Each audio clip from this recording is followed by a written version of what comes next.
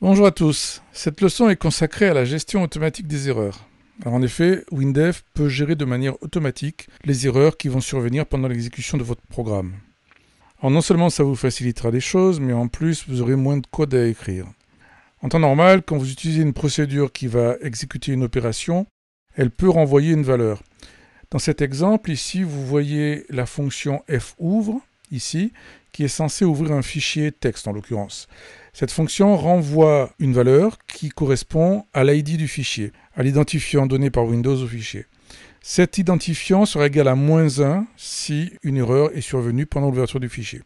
Donc ça, c'est la manière dont on va gérer les erreurs par programmation en récupérant des valeurs de retour, en utilisant éventuellement des fonctions comme erreur détectée ou erreur détectée, etc.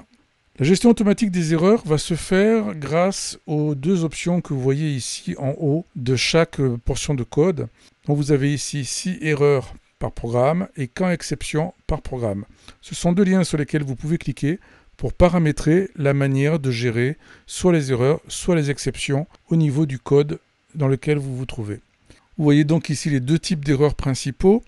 Ce que l'on appelle erreurs, ce sont les erreurs non fatales, c'est-à-dire une erreur qui ne va pas nécessairement bloquer le programme. Par exemple, une fonction qui ouvre un fichier, le fichier n'existe pas, on peut peut-être continuer à travailler et à exécuter le programme. On n'a pas nécessairement besoin d'arrêter à ce niveau-là. Alors qu'une exception, c'est quelque chose qui correspond en général plutôt à une erreur de programmation, une erreur vraiment fatale qui ne peut pas permettre la continuation du programme, typiquement une division par 0. Le but de la gestion automatique des erreurs pourrait être justement d'intercepter les erreurs, fatales ou non fatales, de façon à ce qu'elles ne plantent pas le programme et de permettre donc la continuité de son exécution. Alors pour illustrer cette gestion d'erreurs automatique, je vous propose d'ouvrir un des exemples fournis en standard. Donc vous prenez WinDev, vous allez dans Ouvrir un exemple et vous tapez dans les mots-clés de recherche tout simplement erreur. Et vous allez prendre le projet donc pour Windows WD Gestion Auto Erreur. Vous ouvrez le projet. Alors je vous propose de le tester en cliquant directement sur Go. Donc ce projet permet d'illustrer deux types d'erreurs, les erreurs non fatales, les erreurs fatales et éventuellement les erreurs sur plusieurs niveaux. Si je clique sur le bouton Erreur non fatale, vous avez une fenêtre qui vous explique en détail ce qui va se passer. Donc dans le code derrière le bouton qui est tout en haut, a été activée l'option Si erreur, afficher erreur avec les paramètres que vous voyez ici. Donc en l'occurrence, on a demandé à afficher l'erreur avec les options réessayer, annuler, arrêter l'opération, etc. Donc le résultat devrait être ceci. L'erreur en question, c'est la tentative d'ouverture d'un fichier zip qui n'existe pas tout simplement, qui s'appelle ici archive non déclarée. Donc je vais le tenter tout de suite, je vais cliquer sur le bouton tester cette gestion d'erreur et vous voyez on obtient exactement le résultat attendu, la fenêtre qui était prévue ici avec les différentes options possibles.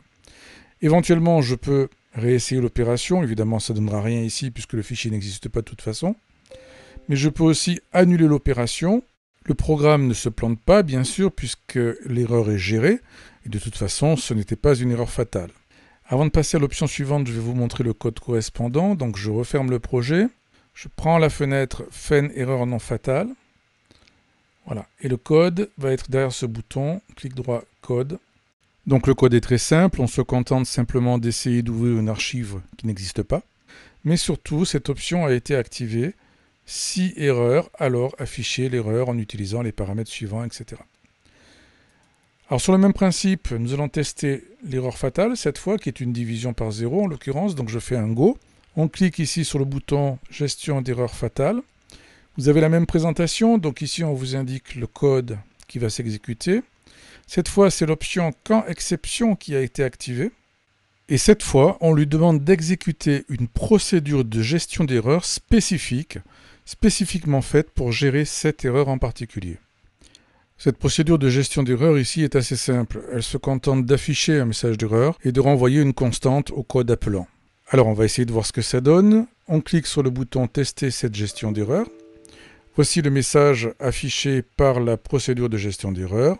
Je clique sur OK et le code continue puisqu'évidemment grâce à la gestion d'erreur automatique, le programme ne s'est pas planté. Allons voir le code correspondant. Donc je ferme l'application. Il s'agit de la fenêtre Fen erreur fatale. Celle-ci donc. Alors je vais afficher le code du bouton. Clic droit code. Alors comme vous pouvez le voir, l'erreur est provoquée par cette ligne. Donc une division par 0 tout simplement. Donc c'est même une exception qui va être provoquée. Et ici a été activée l'option quand exception. Donc quand une exception a lieu, que fait-on? Eh bien on appelle une procédure appelée gestion erreur fatale. Et cette procédure va se retrouver ici dans les procédures locales de la fenêtre. Donc ouvrons-la. Voilà, c'est une procédure qui affiche donc un message d'erreur bien entendu et qui renvoie donc OP fin de traitement. Alors maintenant voyons le dernier exemple. Faites à nouveau Go. Ici vous avez un bouton qui s'appelle gestion d'une erreur sur plusieurs niveaux. Cliquez dessus. Alors comme vous le voyez, il va y avoir deux niveaux de gestion d'erreur. Tout d'abord, un bouton qui s'appelle BTN tester cette gestion d'erreur. Ce bouton va appeler une procédure qui s'appelle procédure avec erreur. Mais au niveau du bouton lui-même, on a activé la gestion d'erreur en disant de reprendre simplement la saisie dans la fenêtre courante. Dans la procédure elle-même qui est ici en dessous, on provoque une erreur, toujours le fameux zip qui n'existe pas que l'on tente d'ouvrir. Et ici, on a également activé la gestion automatique d'erreur en lui demandant de renvoyer tout simplement la valeur faux à la procédure appelante, c'est-à-dire ici au bouton appelant. Et donc, on devrait obtenir ce message d'erreur qui sera affiché par le bouton appelant. Donc, nous allons tester. Je clique sur le bouton. Voilà, le message d'erreur prévu est bien là. Allons voir le code correspondant là aussi. Donc, je prends la fenêtre Fen plusieurs niveaux. Je clique droit sur le bouton et je prends le code. Ici, nous pouvons voir que cette fonction de gestion automatique d'erreur a été activée.